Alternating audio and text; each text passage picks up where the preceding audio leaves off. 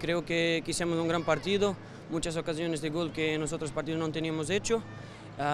Tuvimos un lance infeliz que sufrimos el gol al final.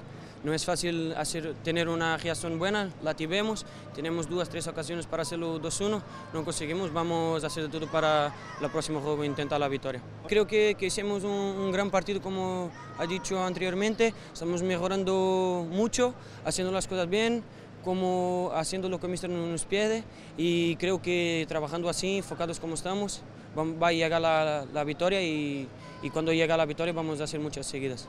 No, estoy mejorando juego a juego, creo que cada vez estoy mejor.